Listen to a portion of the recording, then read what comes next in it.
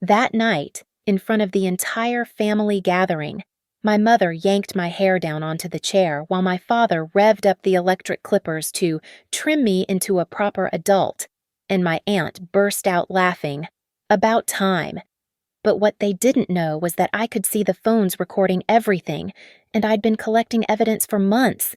This party wasn't going to be their stage for humiliation. It was going to be mine for justice. My name is Riley Hart, and at 33 years old, I thought I'd seen the worst of my family's boundary violations. I was wrong. The parish hall smelled of casserole and vanilla sheet cake, fluorescent lights buzzing overhead like angry wasps. Grandma's 85th birthday party was in full swing. Relatives clustered around folding tables covered in dollar store plastic tablecloths. I stood near the dessert table, nursing a lukewarm coffee, when my mother's voice cut through the chatter. "Riley, honey, come here for a second." She stood in the center of the hall with my father and Aunt Lorraine, my mother's older sister who owned Lola's Atelier, a salon downtown. Something about their formation, triangulated, purposeful, made my skin prickle. "What's going on?" I approached slowly, noting how conversations around us quieted. Mom's smile was too bright. "We've been talking, and we all agree you need a little freshening up." "Excuse me." Dad pulled a folding chair into the middle of the space. "Sit down, Riley. It's time you looked like the professional you claim to be. I'm a senior product design lead at Asteria Labs. I think I know how to present myself professionally." Aunt Lorraine laughed. That harsh bark I'd heard my whole life. "Oh, sweetie, showing up to Grandma's birthday looking like you just rolled out of bed, that messy bun and those baggy clothes." My hand instinctively went to my hair, secured in what I thought was a perfectly acceptable updo. My outfit, a comfortable sweater and dark jeans, was casual but appropriate for a family gathering. "I'm not sitting in that chair." Mom's grip on my shoulder was sudden and firm. "Don't make a scene at your grandmother's party." Before I could pull away, she pressed down hard, and I stumbled into the seat. Dad was already behind me, and I heard it before I saw it, the harsh buzz of electric clippers. "What the hell are you—" Mom's hands clamped down on either side of my head, holding me steady. "Language. Riley, there are children here." The room erupted in phone lights. Cousins, aunts, uncles, everyone had their devices out, recording. Through the chaos, I spotted Aunt Lorraine with her phone on a tripod, the ring light illuminating her face as she narrated. "Hey, Lola's Atelier family. We're here at a special family intervention. My niece has finally agreed to let us give her the makeover she desperately needs." I didn't agree to anything. I tried to stand, but Mom's grip was iron. The first pass of the clippers was devastating. I felt the weight of my hair I'd been growing for 3 years, fall away in chunks. It hit the linoleum with soft thuds that seemed to echo in the sudden silence. "About time," Aunt Lorraine crowed, moving closer with her phone. "Look at that transformation already, from unkempt to sleek in seconds." I went completely still. Fighting would only make the spectacle worse. Give them more content. My hand found my purse hanging on the chair, fingers locating my phone through the leather. One subtle press of the side button, and it was recording. Dad worked methodically, each pass shorter than the last. My mother's fingers dug into my scalp, ostensibly steadying my head, but really establishing dominance. The crowd pressed closer, their phones like a wall of judgment. "Make sure you get the back," someone called out. "Uncle Frank, Dad's brother." "Don't forget to thin it out," added another voice. "She's got her father's thick hair." Through it all, I kept my face neutral, eyes fixed on a point on the far wall where a paper banner read "Happy 85th Birthday" in glittery letters. But inside, something crystallized. This wasn't just about hair. This was about control, about reducing me to nothing in front of everyone who was supposed to love me. Aunt Lorraine was practically dancing, her live stream viewer count climbing. "Guys, we're at 2,000 viewers. Drop a heart if you think she needed this intervention." When Dad finally switched off the clippers, my head felt alien, Cold. Mom released her grip, and I raised my hand to feel the damage, barely an inch left, hacked unevenly. There, Mom said, satisfaction thick in her voice. Now you look presentable. I stood slowly, deliberately, my hand closing around my phone in my purse. The recording was still running. Good. I looked directly at Aunt Lorraine's camera. I did not consent to this. Then I walked out, leaving them with their phones and their laughter, my destroyed hair on the floor like evidence at a crime scene. The drive home from Grandma's party felt like traveling through time. Every red light became a portal to another memory, another moment when my family had crossed the line and called it love. Age 7, Sophie's first piano recital. I'd saved my allowance for months to buy a music box, intricate and delicate, with a tiny ballerina that spun to Chopin. The morning of the recital, I found Sophie playing with it, the spring already loosened from rough handling. When I protested, Mom's response was automatic. Family shares everything, Riley. Don't be selfish. Age 14, my diary, leather-bound and locked, a birthday gift from my best friend. I'd hidden it under my mattress, but Mom found it during one of her cleaning sprees. She read passages aloud at dinner, my private thoughts about my first crush becoming family entertainment. Secrets are lies. Riley, we don't keep secrets in this family. Age 22, my first credit card, meant to build my credit score. The statement came showing charges I didn't make, designer clothes from Nordstrom, a spa day at the Hilton. Sophie needed things for her sorority rush. Mom explained, "You have a job now. Your sister doesn't. Family helps family." Age 28. The down payment for my bungalow in Pleasant Ridge. I'd worked 60-hour weeks for 3 years, lived on ramen and hope. When I showed them the listing, Dad's first words were, "Sophie will need a room when she visits." Not congratulations, not pride, just another claim on what I'd earned. The pattern was always the same.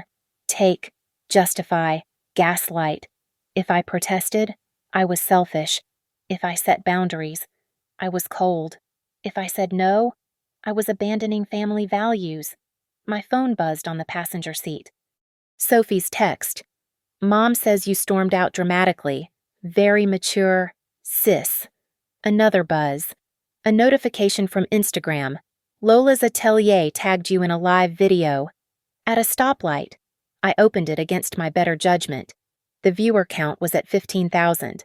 15,000 strangers watching my humiliation, commenting with laugh emojis and scissors icons. The caption read, "Family Makeover Intervention. Sometimes tough love is the best love." Transformation. Tuesday. Family first. Before and after. The comments were flooding in. She needed it TBH. Why didn't she just say no? OMG, the aunt is hilarious. Poor thing looks shell-shocked. I closed the app, my stomach churning. This wasn't just about control anymore. This was about monetizing my humiliation. When I finally reached my bungalow, I sat in the driveway for a moment, looking at my home. Small, but mine. Every mortgage payment made on time. Every repair handled myself or with hired help. Never family. The sage green paint I'd chosen, the garden beds I'd planted, the doorbell camera I'd installed after Mom's third surprise visit when I wasn't home. Inside, I went straight to my bathroom mirror. The damage was worse than I'd thought. Patches of different lengths, the sides nearly buzzed to skin, the top a choppy mess. I looked like I'd lost a fight with a lawnmower. My laptop was on the kitchen counter. I opened it and navigated to Aunt Lorraine's business page. The live video was already posted as a highlight. 47,000 views and climbing. The pinned comment from Lola's Atelier read, "Stay tuned for part 2 of Riley's transformation journey. We're not done yet." Part 2. My blood went cold. I scrolled through her recent posts. 3 weeks ago, there was a meeting snapshot. Her, my parents, and Sophie at a coffee shop. The caption, "Planning something special for a certain someone." Cha family project. Coming soon. 2 weeks ago, a photo of fabric swatches and paint samples. Picking out colors for a major makeover can't wait to reveal last week. Sophie posing with a clipboard outside a furniture store. Sister makeover project in progress. She has no idea. Surprise. The pieces clicked together. This wasn't spontaneous.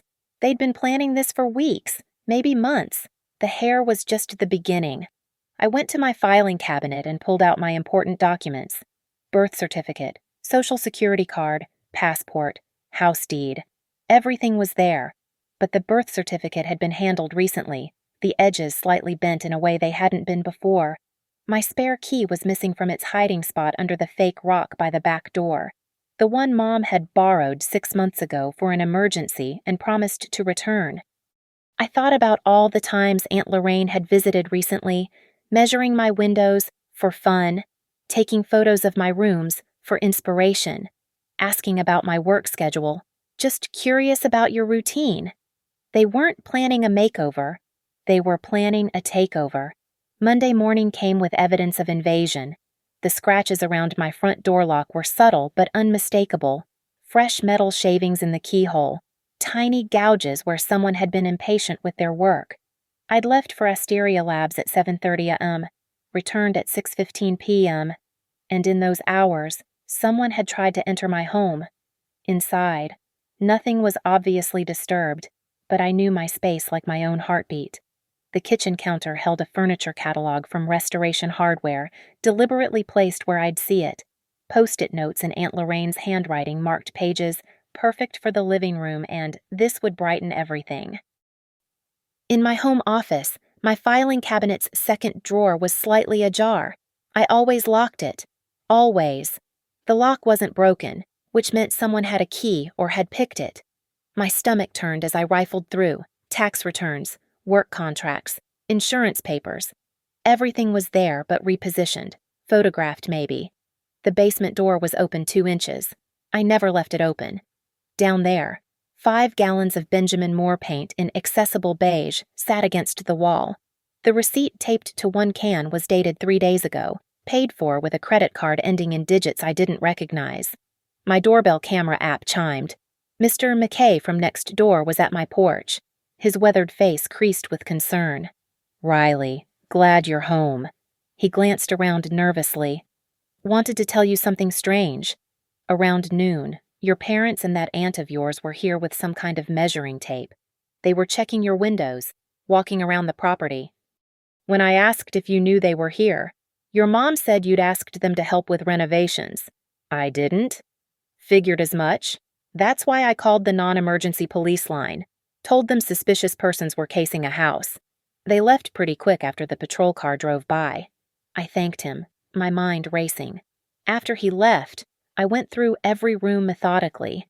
In the bedroom, my jewelry box had been moved, just half an inch, but the dust outline betrayed it. Nothing missing, but handled. In the bathroom, my medicine cabinet was reorganized. In the spare room, someone had laid a tape measure on the floor, forgotten in their haste to leave. My laptop showed attempted password resets on my bank account, credit cards, even my work email. All from IP addresses I didn't recognize, all from earlier today. The security questions had been attempted but failed. Thank God I'd lied on those years ago. My first pet wasn't actually named Fluffy, and my mother's maiden name in those forms wasn't her real one. I called my credit card company first. Yes, I see here someone tried to add an authorized user today at 2:43 p.m., the representative said. A Sophie Hart, but it was declined because they couldn't verify your social security number. They'd tried to add Sophie to my accounts. My hands shook as I requested a freeze on everything, new card numbers, additional security protocols. Next, I checked my mail. Between bills and ads was an envelope from a credit monitoring service about a hard inquiry on my credit. Someone had tried to open a Lowe's credit card in my name that morning. My phone buzzed.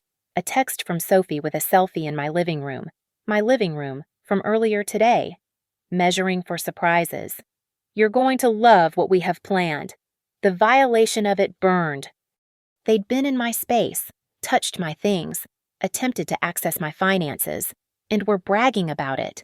I pulled up Aunt Lorraine's Instagram.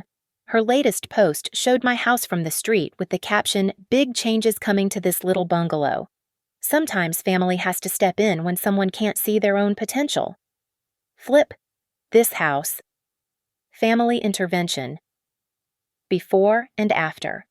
The comments were already flowing. Is this the niece from the hair video? She's so lucky to have you. Can't wait to see the transformation. One comment stopped me cold. From a username I recognized as my cousin Marcus. Lorraine. Did you get the paperwork sorted for the thing we discussed? Lorraine's reply. Working on it. Family always finds a way. What paperwork? I screenshot everything, my lawyer brain finally kicking in. Document, document, document. I went back to my filing cabinet. This time, I noticed what was actually missing. Not taken, but missing. My copy of the deed to the house. The folder was there, other papers inside, but the actual deed was gone. In its place was a blank quitclaim deed form, downloaded from some legal website, with sticky notes indicating where I should sign. They weren't just planning to redecorate. They were planning to steal my home. I thought about calling the police, but what would I say? My family visited while I was at work. They had a key. They're redecorating without permission. It sounded like a civil matter, a family dispute. I needed more. That night, I installed new locks, high-security Medico cylinders that couldn't be picked or bumped. I added a chain lock, a door bar, window sensors. I changed every password to random strings saved in a password manager they'd never access.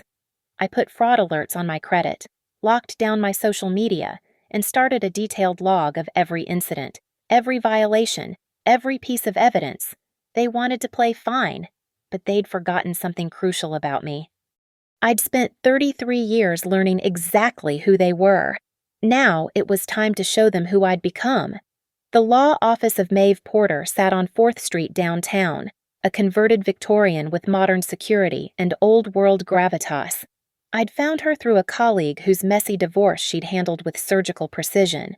At 9 a.m. sharp Tuesday morning, I sat across from her desk with a folder thick with evidence. Walk me through it chronologically, Maeve said. Her reading glasses perched low. She was mid-40s, silver streaking through dark hair, with eyes that missed nothing.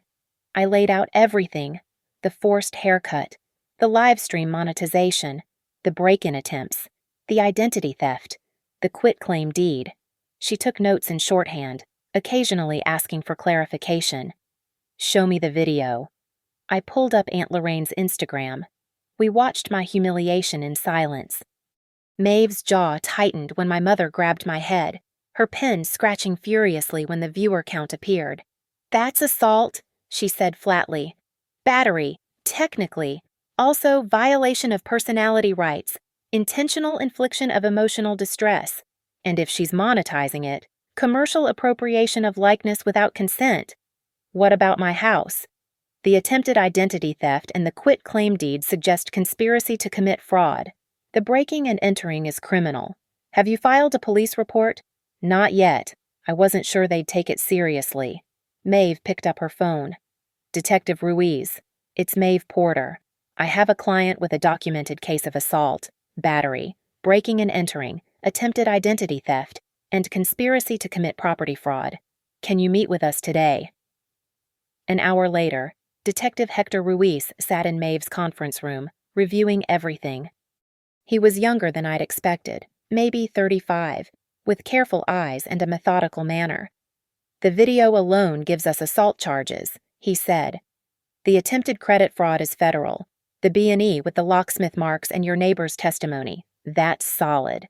Can you get me a list of everything they've accessed or attempted to access? I handed him 3 pages I'd prepared that morning. Bank accounts, credit cards, social media, email attempts, the missing documents, the paint purchase, everything. Jesus, he muttered. This is organized crime-level planning. It's my family, I said, the words bitter. That makes it worse, not better. He looked up. I'm opening a formal investigation. I'll need you to come to the station, file official reports. We'll get warrants for their financial records. Check if they've done this to others. Others? You'd be surprised how often family fraud repeats. If they're comfortable doing this to you, he trailed off. Next stop was the Ohio State Board of Cosmetology. The office was sterile, governmental, but the woman behind the desk, Angela, became increasingly animated as I showed her the evidence. She performed a cosmetology service without written consent, live-streamed it for commercial purposes, and monetized it. Angela pulled up Lola's Atelier's license on her computer. She's had 2 previous warnings for sanitization violations. This could mean suspension or revocation. When Inspector Coleman can do an emergency inspection if there's immediate concern for public safety, using tools on an unwilling client, broadcasting it. She picked up her phone. Coleman, we need you to visit Lola's atelier, today, if possible. By afternoon, I was back at my home office with a locksmith installing a smart lock system that recorded every entry attempt. My phone rang constantly. Mom, Dad, Lorraine, Sophie. I didn't answer. They texted instead, Mom, Riley, stop being dramatic. We were trying to help. Dad, your behavior is tearing this family apart. Sophie, seriously, you called the cops on family. Lorraine, you ungrateful bitch. I made you look better. I screenshot everything. Forwarded to Maeve and Detective Ruiz. At 3:20 p.m., Lorraine called 18 times in 5 minutes. Then a text. What did you do? The health department is here. Good. Inspector Coleman worked fast. Maeve called at 4. I've drafted cease and desist letters, restraining order applications, and DMCA takedown notices for the video. Also, I've contacted Instagram and TikTok about monetization of content featuring you without consent. They're required to freeze her earnings pending investigation. How much has she made? From that one video, about $8,000 so far. $8,000 from my humiliation. The fury was cold now, crystallized into purpose. That evening, Detective Ruiz called. We've found something interesting. Your aunt has done this before. 2 previous clients filed complaints about unauthorized recordings and services, but they withdrew them. Family pressure, I'm guessing. So, I'm not the first. No, but you might be the last if we handle this right. I spent the night organizing everything into a presentation. Screenshots, videos, documents, timelines, every violation cataloged, every piece of evidence backed up in triplicate, cloud storage, external drive, and paper copies in a safety deposit box I opened that day. At 11:45 p.m., one final text from Mom. The family reunion is Saturday at Uncle Frank's. You will be there. We're going to fix this. All of it. I smiled for the first time in days. Yes, I would be there. But not in the way they expected. I texted Maeve. They want me at a family reunion Saturday. Can we have everything ready by then? Her response was immediate. Perfect. I'll coordinate with Detective Ruiz. Bring your evidence USB. We'll make it memorable. Wednesday morning, I sent the text they'd been waiting for. I'll be at the reunion. We should talk about the makeover plans. Mom's response was instant. Oh, honey, I knew you'd come around. Lorraine has amazing ideas for part 2. Part 2. They still thought there would be a part 2. I met with Maeve and Detective Ruiz at a coffee shop downtown, away from any chance family encounters. We mapped out Saturday like a military operation. Inspector Coleman confirmed multiple violations at the salon. Ruiz said, she's facing fines and a 30-day suspension pending full review, but she doesn't know the inspection was triggered by your complaint. Good. Let her think it was routine. Maeve pulled out her tablet. I've subpoenaed her social media earnings. That video alone has generated $12,000 now. TikTok cross-posting added another $5,000. $17,000 from assaulting me, which you can sue to recover, plus damages.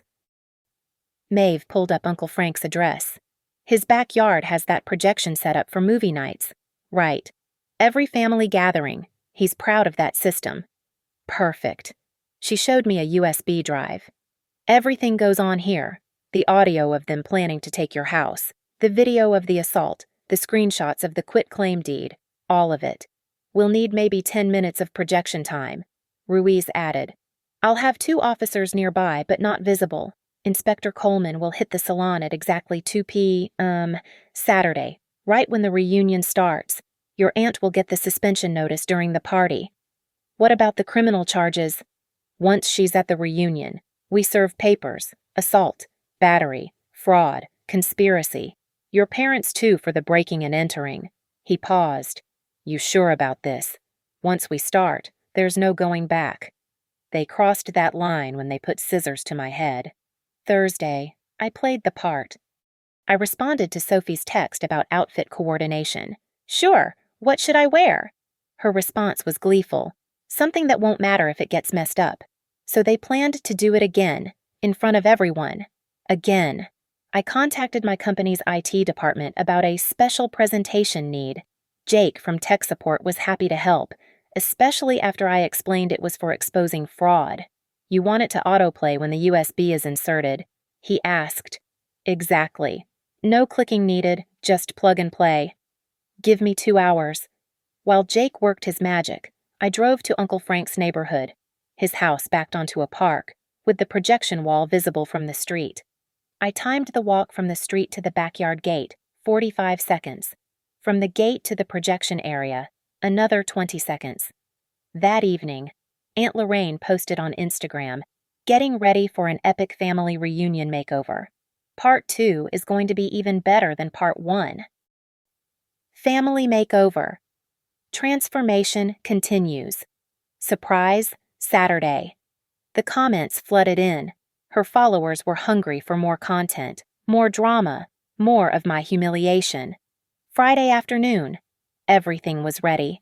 The USB contained the full audio recording from my phone during the haircut assault screenshots of all unauthorized credit applications, the video Sophie took of them in my house without permission, screenshots of the quitclaim deed with post-its showing where I should sign, security footage from Mr. McKay's doorbell camera showing them measuring my house. The most damaging evidence of voice recording I'd managed to capture through my phone when they thought I'd left Grandma's party early. That last recording was gold. Mom's voice clear. Once we get the house transferred to Sophie, we can finally fix that dump properly. Dad. The quitclaim deed just needs her signature. We can handle that. Lorraine. I've already got contractors lined up. My friend at the bank says if Sophie's on the deed, she can get an equity loan against it. Mom. Riley won't fight us once it's done. She never does. She'll accept it like always. I made 3 copies of everything. 1 for the projection, 1 for Detective Ruiz, 1 for Maeve. A 4th copy went into my safety deposit box. Friday night. I couldn't sleep. I stood in my bathroom, looking at my butchered hair in the mirror. Tomorrow, they'd try to finish what they started. Tomorrow, they'd expect me to sit in another chair, accept another violation, be their content again. I ran my fingers over the uneven patches. Let them see what they'd done. Let everyone see. My phone buzzed at 11:50 p.m. A text from an unknown number. I opened it to find a message from Marcus. My cousin, heard you're coming tomorrow. Just wanted you to know, not everyone agrees with what they're doing. Some of us will back you up if needed. A crack in their united front.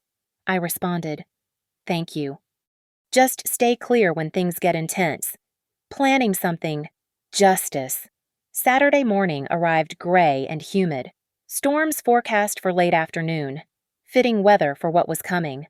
I dressed carefully, professional blazer over a simple shirt, dark pants, flat shoes in case I needed to leave quickly. The USB went in my inside pocket.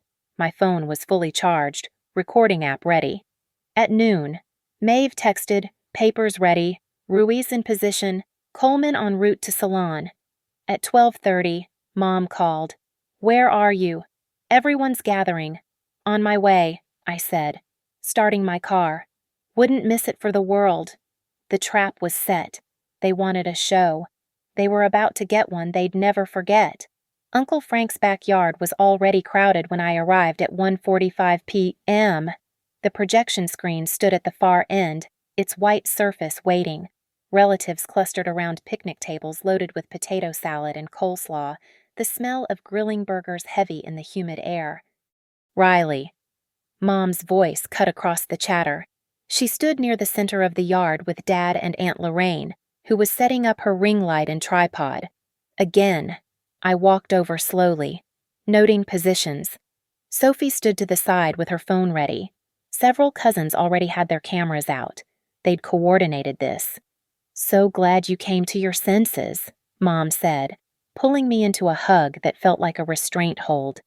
Lorraine has such wonderful ideas for fixing everything. Aunt Lorraine circled me like a shark. "The hack job from last week needs professional attention. Don't worry. Sweetie, I brought my best scissors. We'll even it out. Add some color, maybe some extensions." "Where should I sit?" I asked calmly.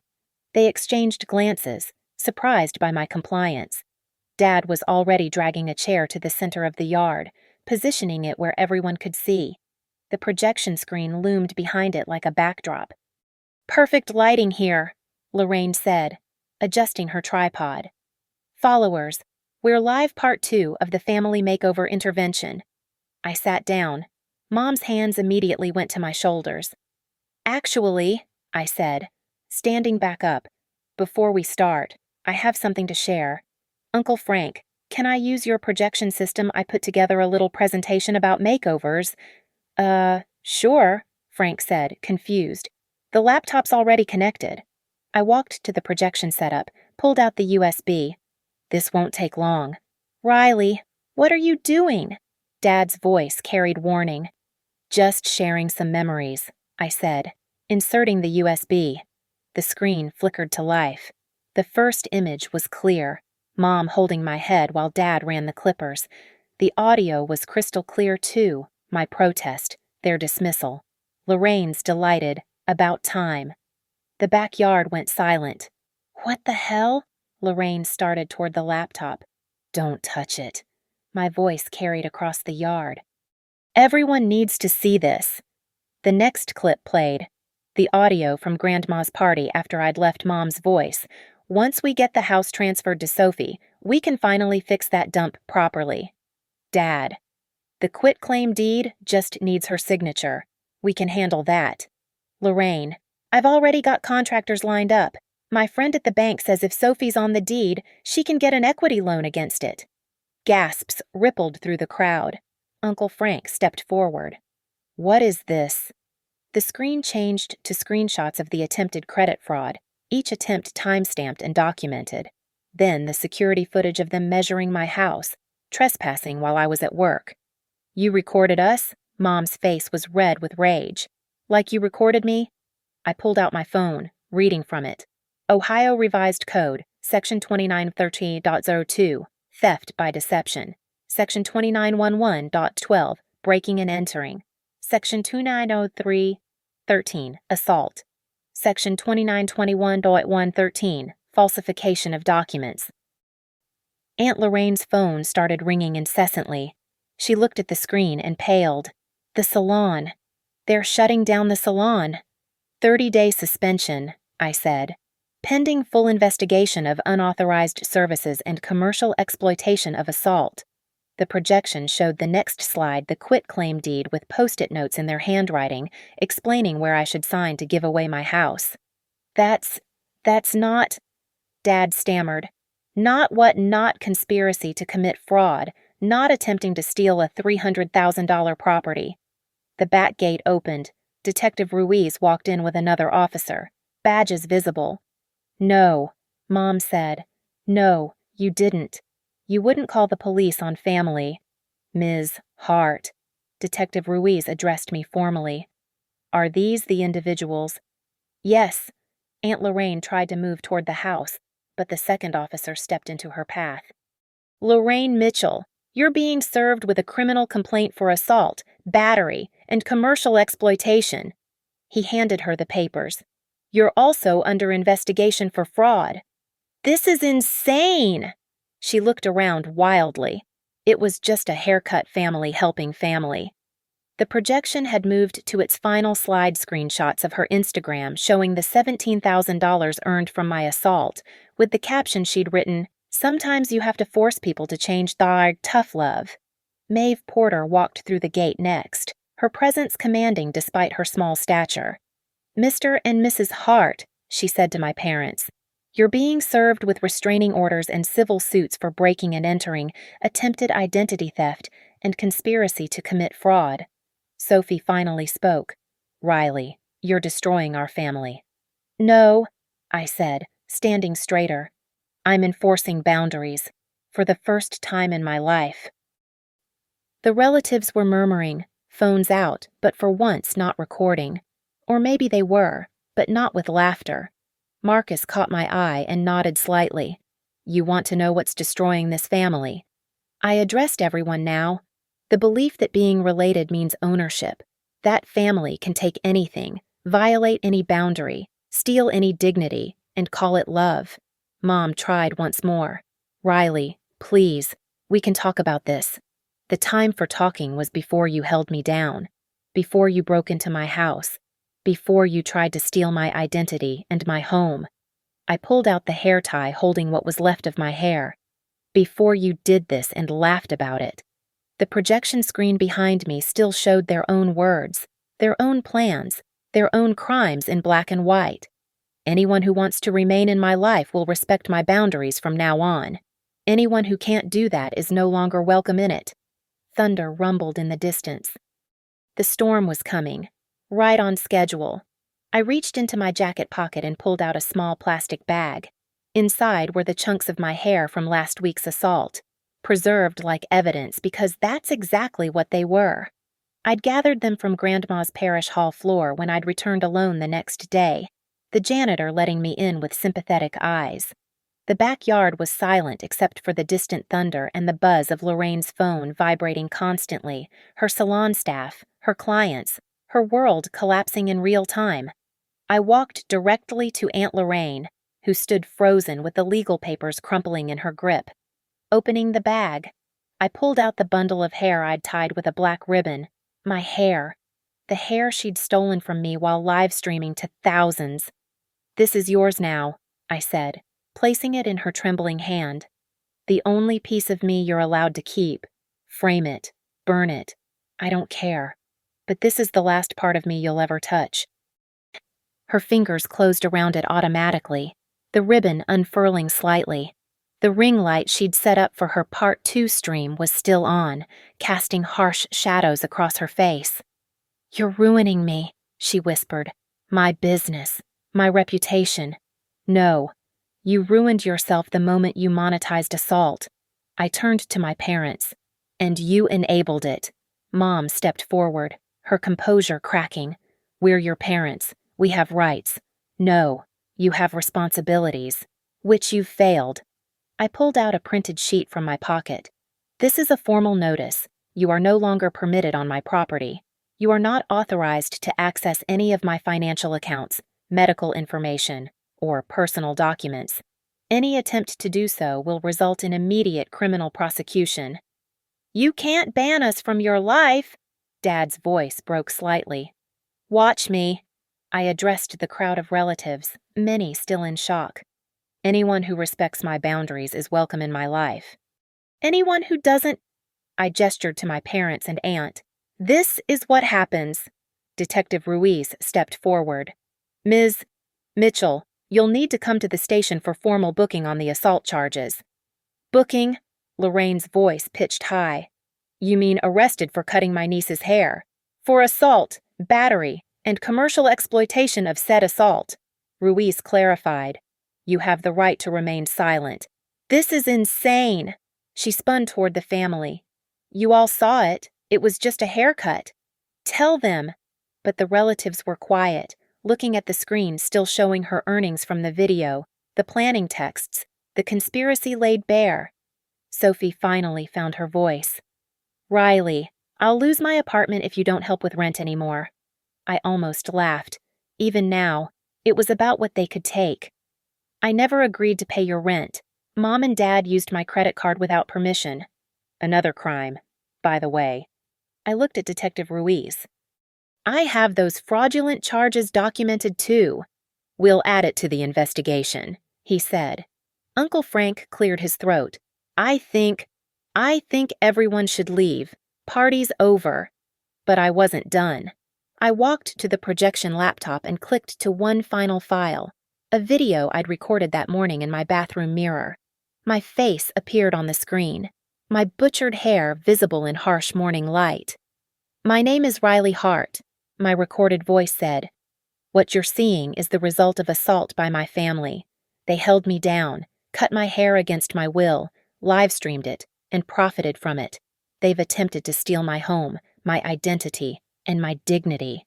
This ends today." The recording continued.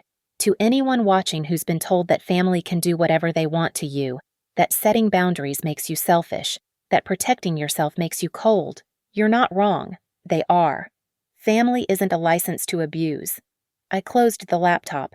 The screen went dark. Maeve Porter spoke into the silence. "My client has attempted peaceful resolution for years. This is the result of continued escalation by the defendants. Ms.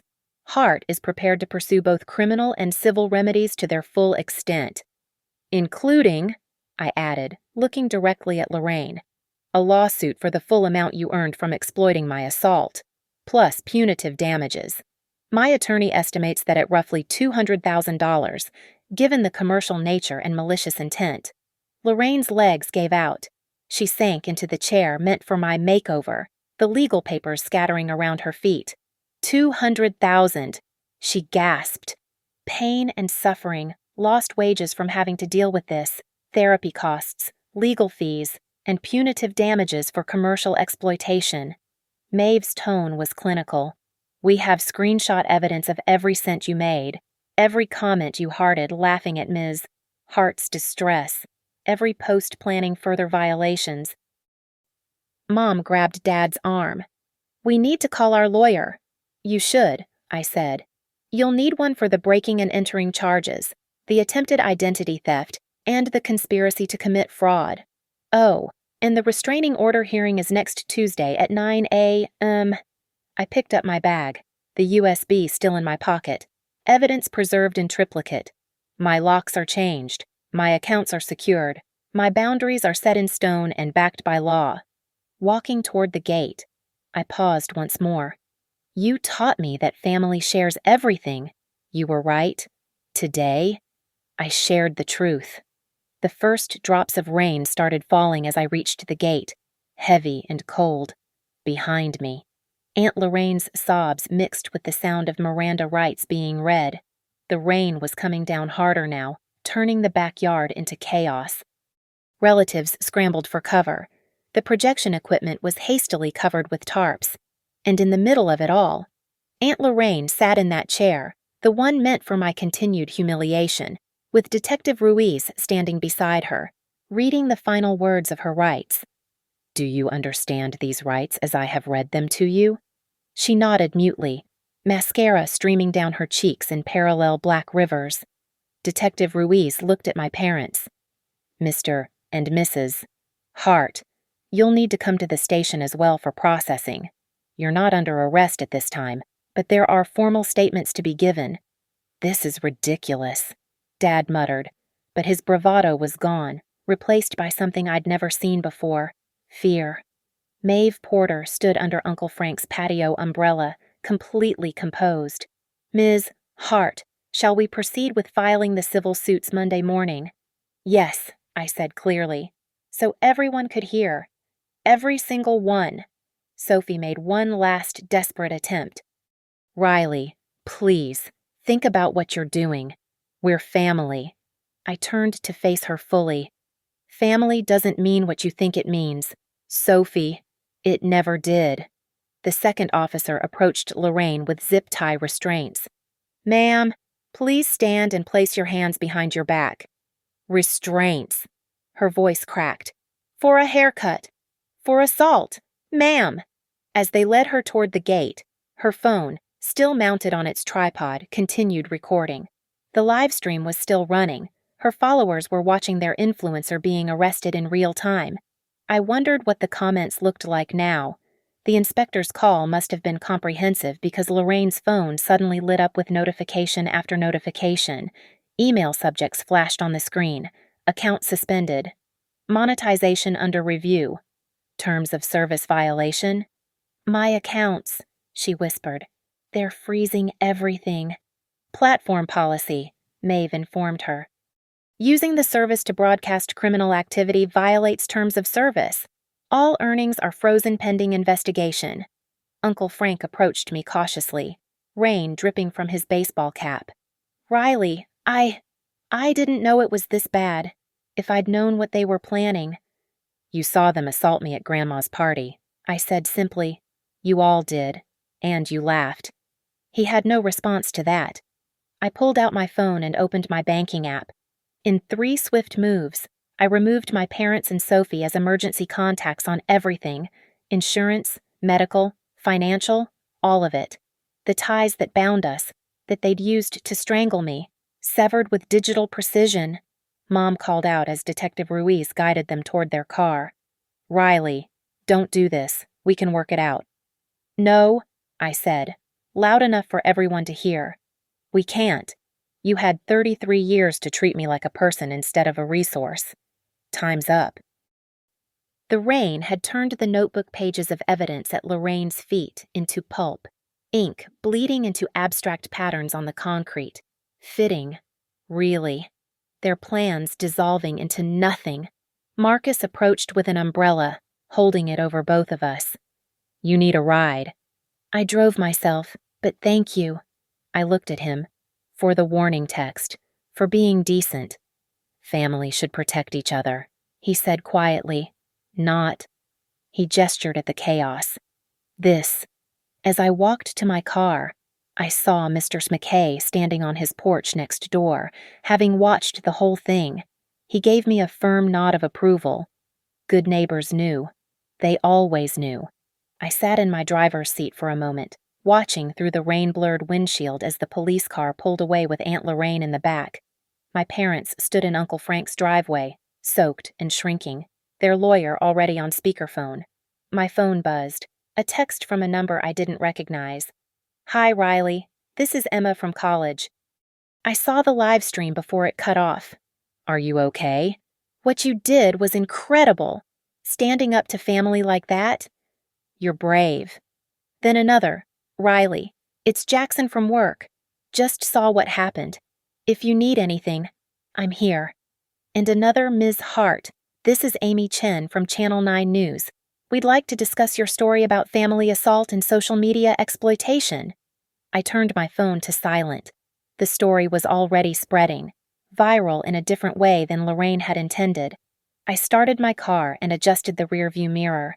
My reflection showed my butchered hair, wet from rain, sticking up at odd angles. But my eyes were clear, clearer than they'd been in 33 years. At exactly 3:45 p.m., as I pulled into my driveway, my phone showed one final notification from Instagram. Video removed for violating community guidelines. Account Lola's Atelier has been permanently suspended. I walked to my door, with my new locks, protecting my home, and went inside. The silence was perfect. No family dropping by uninvited.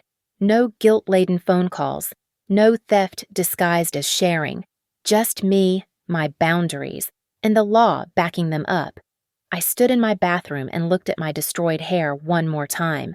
Tomorrow, I'd go to a real salon, one I chose, and get it properly fixed. But tonight, it was evidence of the last time anyone would ever lay hands on me without permission. My laptop sat open on the kitchen counter, the USB drive beside it. All that evidence, all that proof, had served its purpose. The trap had snapped shut exactly as planned. They wanted to give me a makeover. Instead, I gave them exactly what they deserved. Justice. Thank you so much for listening to my story. I'd love to know where you're listening from. Drop a comment below and let's connect. If this story resonated with you, please subscribe to the channel and share your thoughts about family boundaries and standing up for yourself. Your own experiences and perspectives mean everything to this community.